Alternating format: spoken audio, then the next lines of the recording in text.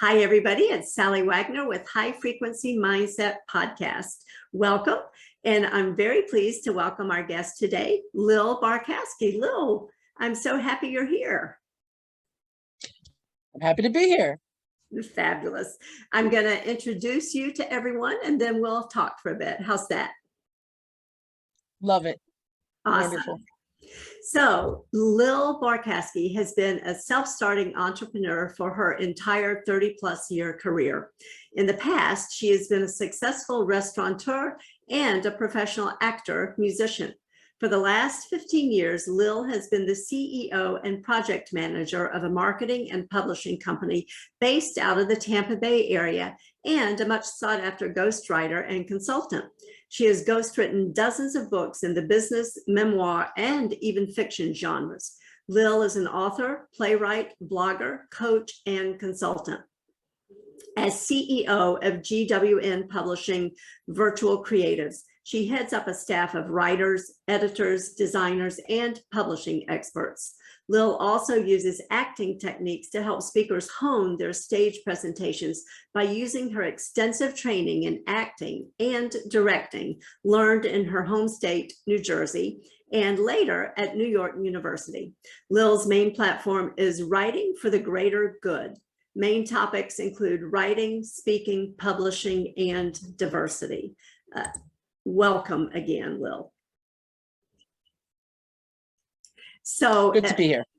That is an amazing background, and I learned things about you that I didn't know about you already. So I'm very curious to learn more about that. But the first thing that really intrigues me is how you help speakers hone their skills, because I do a lot of speaking. People are now looking at speaking as a fabulous way to grow their businesses. And yet for a lot of people, that is an area of hesitation, perhaps fear. How would you guide somebody who is at that point and is really interested in building through speaking? Speaking, as they say, public speaking. People say often they'd rather, die than public speak. Yeah. It's scary, and a lot of people don't have the, it's really a matter of getting over that fear, and it is not easy for everyone. Right. When I teach speaking, especially, I taught a lot of acting in my life. I'm a SAG actor. I'm a Screen Actors Guild actor. So I find that it really is a matter of kind of finding your center, being authentically you, and not being afraid to be authentically you. You're not going to be for everyone. Not everyone's going to like what you have to say. Learning how to take a breath, when to take a pause, when the most important thing you're going to say, how to find that impact to say it. Dynamics are very important. Somebody who speaks at one level the whole time and keeps on going and talks about, you're not going to listen to them. You have to understand the timbre of what you're saying and what is your message? What are you trying to say to people, and why? What are you getting across? So it takes a little effort. It is frightening. Not everyone's meant to speak, but it is very impactful if you can do it. And I think it helps to start small. If you've never spoken before, get used to doing a 1-minute presentation at your networking group. Be able to stand up for that 1 minute. You have 60 seconds tops. Say who you are, what you do, what you need, who's your target audience, how you can help others, and who you're looking to collaborate with. If you can get through that, then we go to 5 minutes. Then we go to 10 minutes. Then we go to that TEDx talk. Yeah, that's so true. The shorthand that I encourage people to use is, who are you? What do you do? Who do you do it to or for? And what are the results I can expect when I work with you? We know each other. We do some groups together. I do a lot of networking. I'm sure you do too. And there are times when I go to those and people stand up, and when they're done speaking, I still don't know what they do. So I think there's a lot of clarity that's missing when people stand up to talk. And maybe that lack of clarity is because of they're nervous about speaking. I don't know. What's your insight on that? We actually just created a course because of that. They don't know what they do. The truth is, it's not a matter of clarity. we have run into my joint venture partner and I, she went to, I won't say the name of the coach. She spent $50,000 with this coach, and at the end of the day, didn't get a lot out of it.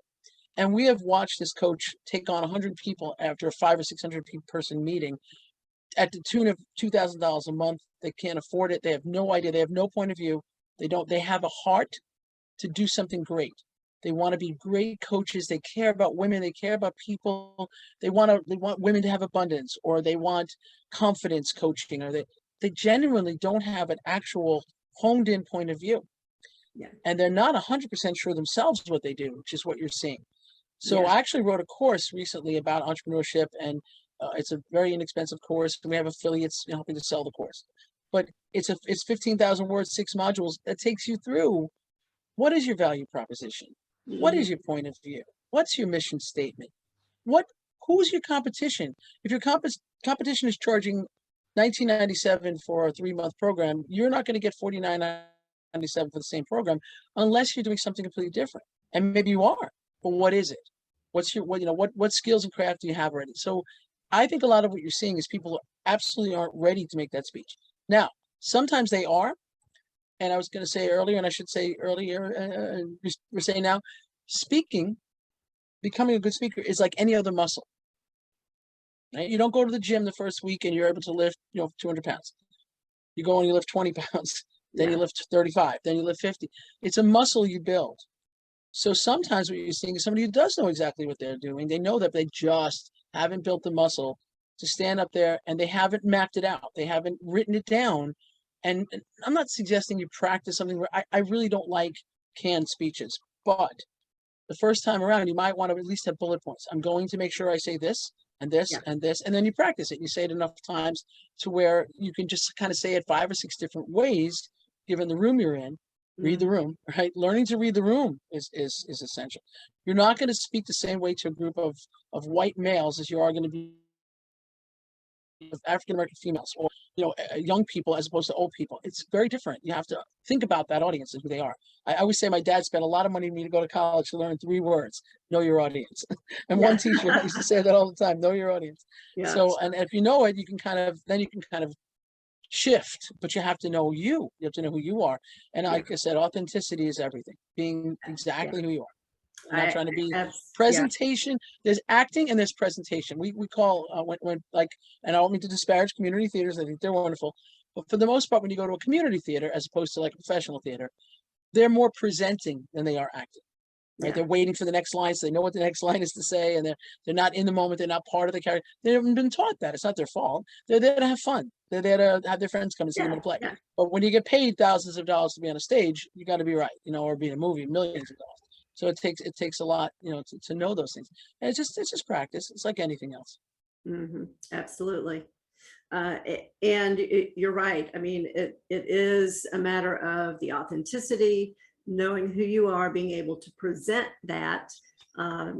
As you were talking, it reminded me of a TED Talk that Francis Fry did on the trust triangle. And one of the legs of that is authenticity.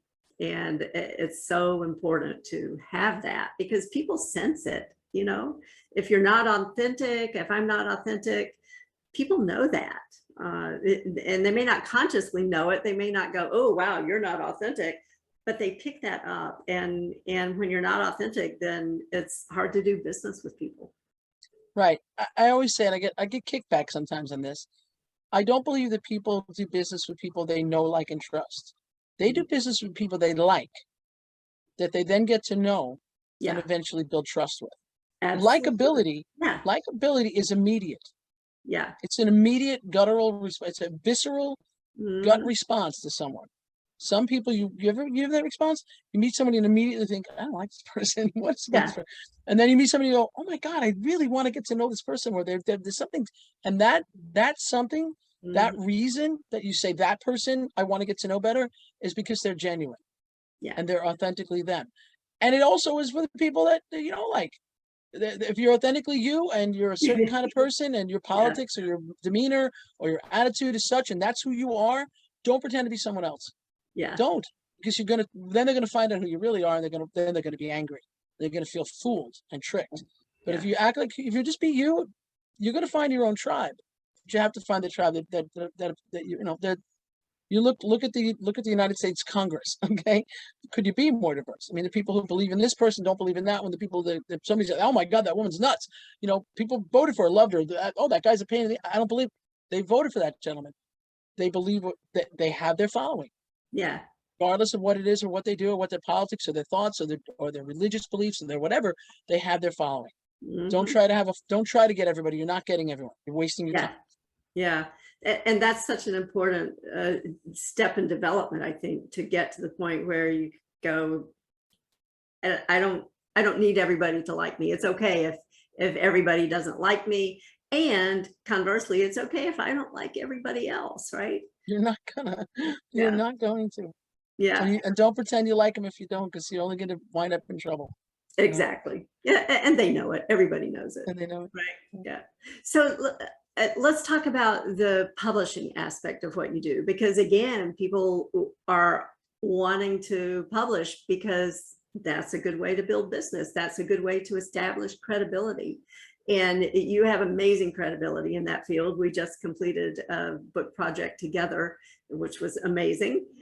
So how could you guide somebody who is interested, who hasn't yet gotten into that realm? I like to say that publishing is the dream job I never knew I wanted. Hey, you know what happens? You backdoor into things. I've had just an incredible life. I'm very fortunate. I've been a musician. I've been a chef. I've done all kinds of crazy things. And about 7 or 8 years, I've always written. My father was a published technical writer. He wrote a science textbook that your children probably used. The entire country used it. It was a very popular 8th grade textbook. Houghton Mifflin, major production, major publishment. So I've been around that my whole life. But I wrote fiction mostly as a kid and some nonfiction. And he was like, don't quit your music job. You're a better musician. And I believed him. So I didn't write, and I started writing plays. And my plays all got produced. So little by little, I realized I am a writer.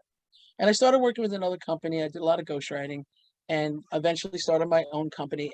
But with the gentleman I was working with that I was writing for was publishing, and he got very sick. And we had 8 books that had to be published within 2 months, all of them while he was very ill. And I learned quickly what to do and what we were doing wrong. And when he got better, we parted ways and I started my own company about 4 years ago. So there are 3 kinds of publishing. I'll try to be brief. One is traditional publishing, like my dad, Houghton Mifflin, big company, that technical science, kind of thing. But there are only 4 or 5 published books, and to get into traditional publishing is near to impossible. There you have to be kind of famous, or you have to have something really. If you've written the next Harry Potter, you got a shot, but it's going to take a while, and you have a long time to get to that point. And then there's self-publishing, which again, you've got to put all the parts and pieces together. Get your ISBN numbers. Find someone to do your cover. Find someone to properly do the interior design. All those things have to be done, and they're not easy. We've learned over the years, even with the book I think you were in, we learned some stuff about changes that Amazon had made without telling anyone. They're Amazon. They don't have to tell you. They're not going to make an announcement. Hey, we changed everything. So fonts changed. We couldn't use certain fonts, and we were like, what is going on, right? So you learn as you go, right? And we've learned a lot. And as we go, if something changes, I've got 2 women whose lot in life is to make sure we don't mess up, who do the exterior and the interiors and do the file uploads and all that stuff. Yeah. So you can self-publish, but you got to figure all that stuff out. And then we're what we call a hybrid publisher. We do a little traditional publishing occasionally, especially like compilation books, heartfelt. I'm working with an autistic gentleman. He could not possibly get someone to publish his book, nor can he afford me. We're just going to do it because it's the right thing to do. Okay. So we do that. But for the most part, people just pay us a flat fee. We do all the work, just like when you go get your oil changed in the car, you get your mechanic to fix it. We do the mechanics, book cover, all that stuff. We charge you a flat fee. And then you go ahead and put these files, we upload them to your own accounts so that you can then collect royalties. We don't want people's royalties. That is very rare in hybrid publishing. Most of the time, hybrid publishers keep control of the book and they pay you maybe 80% of your royalties. They keep a small part. Whereas traditional publishers, it's more like they keep 70% and you get 20 or 30% if you're lucky. So, but again, if you're going to be in Barnes and Noble. So with what we do, we get you set up so that you can then get your books cheaply as an author, get your author pricing, get your own royalties. You can promote and market your book. And mainly our nonfiction writers are seeking to be speakers. They're seeking to go out and talk and use the book as a tool to either create a course later or as an adjunct to a course they're doing. Instead of, hey, just want to read the book, read the book. Want to take the course, you get to spend time with me and read the book, right? So there's a lot of ways to use your book, but we don't tell people they're going to be millionaires by writing the next book on abundance. It's not going to happen, okay? Or even a chapter in a book. It's not going to, but it's a great tool to utilize to elevate who you are, to elevate your speaking career, and to have that book and to legitimize you as the best of something or another, whatever it might be. So that's what we do. And hybrid publishing, like I said, for us and for some others, it's just a flat fee, or it's a flat fee in a small percentage. Yeah. And that's such a great option for people, right? Because you're right. The traditional, the legacy publishing, that's very difficult to break into. And, that eliminates a lot of people. And we hear those stories about, so-and-so submitted 50 million times and finally she got accepted. And now look at her, she's, fabulously wealthy. That doesn't happen for most people. And if you've written the next Harry Potter series, go to traditional publishing. Think about it. You can write, or you can say you don't like that series or you don't think it's good. There's nothing like that. It changed how people perceived reading with their children. Yes. It literally changed the world because adults found that to be so compelling, and children were able to read, and people were reading with their kids again, which was a game changer. And I think there are certain other books of that nature, but it was so unique, and there's so very few things that are that unique in that realm. Lots of people write fiction and hope to get published, especially in the science fiction realm. Fantasy and science fiction is probably the biggest thing. And some romance, but romance follows a formula, and if you don't follow that formula, you're probably not. And again, you're better off to try to hook up with whoever does that and say, I want to write. What's the formula? I'll write. I'm a good enough writer. But fiction and with any other book, even nonfiction, one of the things you need an agent. Probably you're not going to have a publisher going to look at you. You need an agent. You need a book proposal, which can often cost as much as a ghostwriter writing your book. A typical book proposal could cost $5,000, $6,000, $7,000 just to have somebody break it down. They don't want, hey, these are the chapters. It's a format and it's expensive. So by the time you get all that done and then send it into an agent and then they send it, you're looking at years before anybody looks at it. And then they turn it down 90% of the time. It goes in a slush pile. It's very competitive. It's heartbreaking.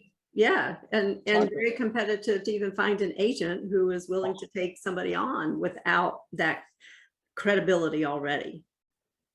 And if they take you on, do they have credibility? And then you're just sitting around waiting for something to happen. It may not happen. Right. It gets frustrating. My hair's funny. We got all my hair out. I'm trying to get used to it. I'm looking at myself going, go ahead, like a pineapple. No, you look great. It's so hot here in Florida. It's hotter now. Oh, I know it. And we're neighbors, right? You're a little bit north from where I am, I believe. Yeah. Yeah, you're in Naples. I'm about halfway between St. Pete and Sarasota. Right. You're not as far as Naples. Okay, right. St. Pete. Yeah. Oh, yeah. You're like Englewood area, that kind of thing. Yes. Yeah. It's just as hot here as it is there. Something's happening. Florida turned all the heat on. I know. We were outside this morning for breakfast, and my husband said, it's really humid today. I don't think we'd be sitting out here if we didn't have the fan going on. But we got fans and everything else. Yeah, but in Florida, you want to be outside as much as you can, and until it's too humid and you can't be out anymore. We got to go to an event last night. We had to get all dressed up, and we were so hot. But we sat outside and ate outside at an outdoor bistro, but it was just miserable. It was miserably hot. Yeah. Anyway, that's beside the point. Yeah. But I mean, the publishing world is a very tough nut to crack, and the hybrid publishing that you offer is an amazing opportunity for people to get into that field, because it really does add a lot of credibility. I've changed all of my social media now. I can say a #1 international bestseller, right? I mean, that's an amazing add-on for somebody who has a business, somebody who's building a business. It's an amazing add-on for people who then want to use speaking as a way to grow their businesses. So such an amazing service that you're offering to people. Thank you. Yeah, we had another big success yesterday. We're very excited. Dr. Efrat Lamondre, her book went #1 yesterday, and she wrote a book called "It's Not in Your Head." which is about how you're not feeling well, and Yeah. it's a wonderful book. It's really great. Talks about inflammation and the things you think are arthritis. Sometimes they're inflammation or gut health or leaky gut. It's a lot of really, really great books to read. So and she wants to speak, and she's a terrific speaker. So she's gonna make that elevate her speaking career. It's gonna be great. That's awesome. Yeah, I did see your post about that. That was an amazing feat for her. I hope you got one. I hope you got a copy yesterday. Yeah, I'm definitely interested in all of that kind of stuff. Inflammatory disease is such a huge issue for people. Yeah. It's well written. It's really fun. It's a fun read. It's really nice, simple read. Tells you her story too. She's quite a character. So yeah. And I love your entire approach about serving the greater good. So how did you come to that? By accident. Yeah. I was on a thing, I think it was Twisted Networking with a lovely lady, Giovanna, I can't remember her name. And I just said it, and everybody went, oh my. And I said, yeah, you know what? That's going to be our mantra for 2022, was last year. And I said, I think that we have come, because I've had some partnerships with people that recently that I had to walk away from, that I learned that my integrity is more important than anything. And I can't work with people whose only thought is, how much are we charging? How can we charge more than we're worth? How can we get more money out of these people? That's not who we are as a company. And knowing that, I think I said in my head, you know what? If we're not working, writing, publishing, living for the greater good, we are not going to make it. If we do that, one way or the other, we're going to be a success. Whether it's financially, emotionally, karmically, you're going to be a success. Yeah. And I promised them, I said, I promise you that's the truth. And I just said these words, and I said, if you don't, I promise you're going to fail. It's a promise I make to you. That if you say, I'm about the money, I'm about, if you're a doctor and you went to being a doctor because you want to be a millionaire, somewhere your karma is going to get messed up. And I really believe in that. So that's kind of what we're doing. My whole company feels that way. We all feel like, and I like to say, we choose to work with people who write books that educate, elevate, and illuminate. Those are our 3 key words, right? So Doc, her book, she just got her doctorate in functional integrative medicine. She's looking to educate. She's looking to illuminate you about, hey, you know what? That's not probably what's wrong with you. This is maybe what's wrong with you. Yeah. So she's trying to do that, and she's trying to elevate her own career and talk about these things so other people know the truth about these things. So that's the kind of book. And we do a lot of memoir. We do a lot of things. Pieces by M.S. Monroe, stunning book. She did not realize her husband was sexually abusing her daughters until the 3rd one. The realization came from a teacher, God bless her, wherever she is, who said, this is why your daughters are freaking out at 17 or 18 and leaving. This one's 14. You better stop it now. And she was able to stop that. And her first sentence of that book is, before we were a statistic, life was beautiful. Yeah. And it's so empowering. And it's and she's going to go talk to other women about watching for certain things, and not to monitor your husbands, but to watch when you see your daughters, maybe some uncle or some cousin or some boy or something hurt them. Yeah. Here's just some of the things to look for. Why your daughter isn't just rebelling, she's got a problem, and follow that path and find out what the answer is. So that's the kind of thing we like to do. We like to do that kind of book. We don't publish every book that comes down our way. If it's not in a good place, we'll tell you, if it's not impactful or good for people, we're not publishing it. If it's not ready, we'll tell you to go back to the drawing board. If it's close to ready and you're willing to have us edit it, then we'll edit it. And if you can't write it all, we'll work with you and write it with and for you. Yeah. We meet you where you are. I like to say, wherever you are, we meet you there. So. Yeah, that's fabulous. So a couple more questions. Sure. In my coaching, I use an acronym MSG, and that stands for mindset, skill set, get off your asset, because I think that really encapsulates a lot of very important principles. Okay. As you look at your life and your business, is there an overarching principle? And if so, what is it that you would point to that you believe has contributed to your success? Wow. I have so many Lilisms. Actually, I used to have a website, lilism.com. There's a couple things that are my point of view, I think, that helps. That really kind of match, I think. I believe we do what we want 100% of the time. I get kickback about that, but I really think we do. I think that if we follow that, that's okay. You know, if you make choices in life, and I've made a lot of choices. I've said, well, this is more important than that. I'm going to do that. You know, I believe that if we save ourselves, the world will follow. We have to be ready to take care of things. We have to be okay here, and then we can help others. We can't help others if we're a hot mess, right? I think that I always say I am eventually going to write my autobiography, and I thought my story started with my uncle's very public suicide when I was 6. But it really starts with my dad throwing a book at me when I was about 14. And he said, read this book and it'll change your life. Wade through the first 50 pages. They're a little boring. It'll change your life. And he threw the book, The Razor's Edge, at me by William Somerset Maugham. Yeah. And eventually I saw the films. There are 2 films of it.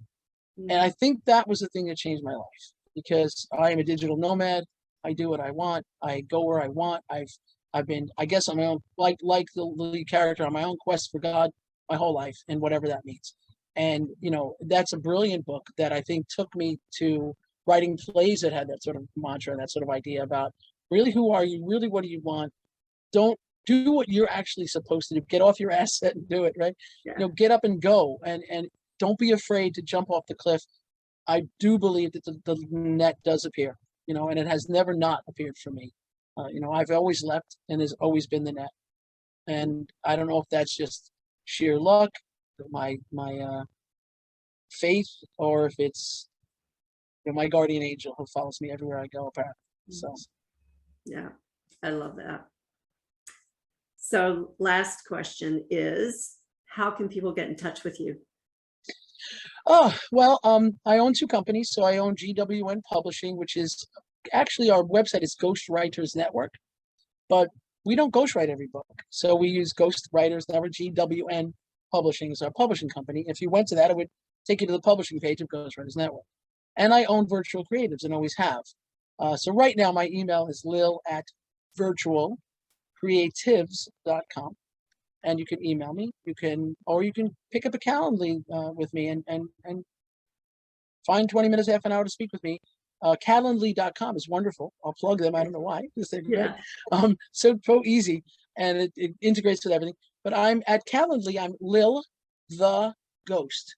So you can find me at Calendly as Lil the Ghost and book a time with me. You know, talk to me about. I love to talk to people. I don't mind. I'm busy, obviously, but and I block off a lot of time that I am busy on my calendar, so you can't book a time with me. But if you catch time with me and you want to hang out and tell me what you're writing, what you're thinking about writing, or hey, one of the girls in one of our books, Sierra, she was on Facebook the other day, and she started interacting with all these people who were looking for publishers, saying, GWN Publishing is the greatest publishing company in the whole world. Oh my God. like 5 people have contacted me because who knew that, you know, people have a hard time figuring out how to publish their books. They'd rather spend a couple $1,000s and get it done than have to do it themselves or try to figure it all out piecemeal. And we're very inexpensive. We're very reasonable. So, so to do that, get a hold of me, and, send a smoke signal. I'll talk to you about writing and publishing. Absolutely. Yes. Everybody, make sure you check the show notes so that you can get all of that information, because it will be there. And absolutely do reach out to Lil. Amazing source of information for speaking, for writing, for all of those ways that we all want to build our businesses and increase our impact and our presence in the world. We do try. Yes. Well, Lil, thank you so much for being here. I've certainly enjoyed our conversation. This is great. You're terrific, and I hope your coaching business is just, you know, leaps and bounds grows, and it's wonderful to see you doing that. So good. And I think you're a terrific coach. So thank you. I appreciate that. And thank you, everybody, for joining us today. Make sure you check us next time for High Frequency Mindset Podcast.